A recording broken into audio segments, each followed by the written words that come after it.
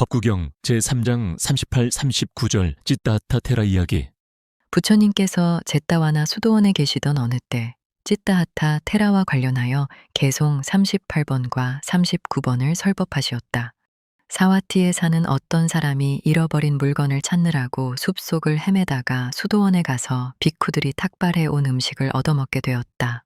그는 세상 사람들처럼 힘든 일을 하지 않아도 이렇게 음식을 마음껏 먹을 수 있는 빅쿠가 되면 참 좋으리라는 생각이 들었다.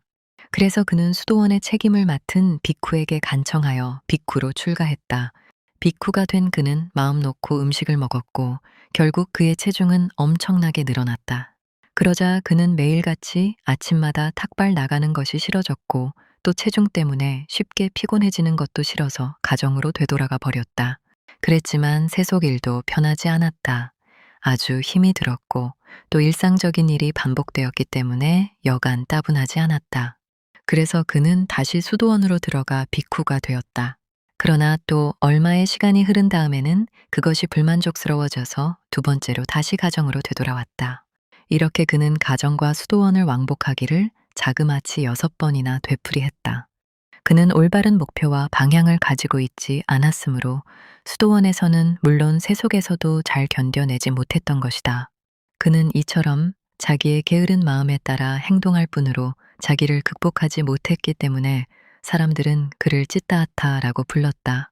찌따하타가 이같이 수도원과 가정을 왕래하는 동안 그의 아내는 임신을 했다.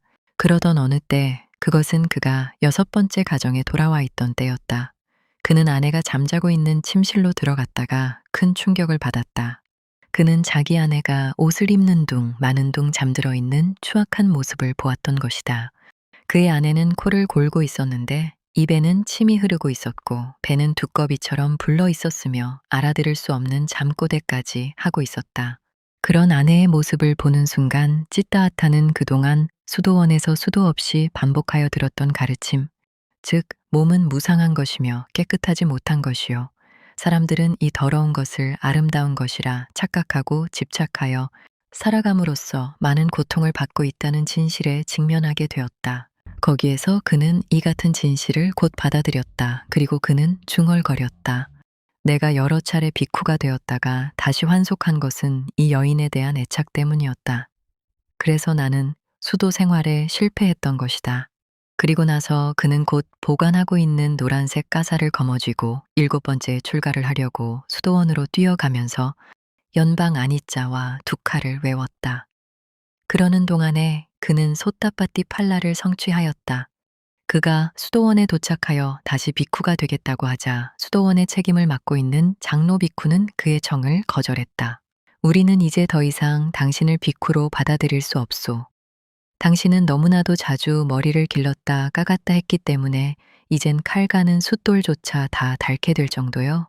이에 당황한 찌따하타는 자기 마음이 예전과는 다르다면서 사정했다.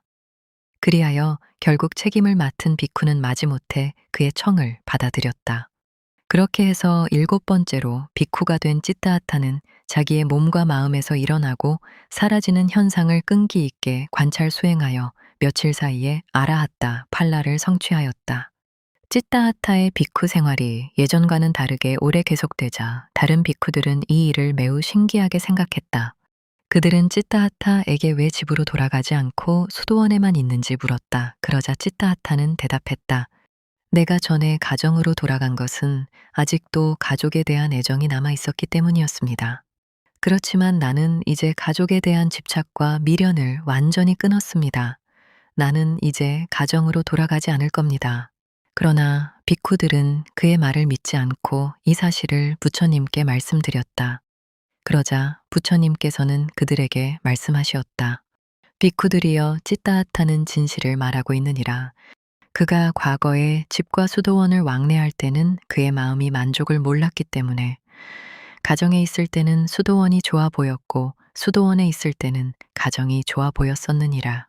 그런 그것은 그가 담마에 대해 바르게 이해하지 못했기 때문이며 이제 아라한이 된 그는 좋고 싫음을 다 초월하였으므로 흔들림이 없어진 것이다. 그리고 부처님께서는 다음에 개송 2편을 읊으시었다.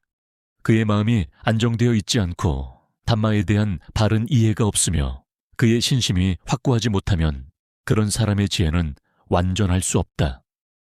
아나와 티따, 찌따싸, 사땀망 아위자나또, 빠리뿔라와 빠사다싸, 빤냐나, 빠리뿌라띠. 그의 마음이 탐욕으로부터 벗어났고 증오와 성냄으로부터도 벗어났으며 선과 악을 추월하여 경각심에 차 있는 사람에게는 어떤 위험도 없다. 아나와 숫다 찌따싸, 아나와 핫따 째따소, 뿐나빠빠빠히나싸, 나티 자가라 또 바양.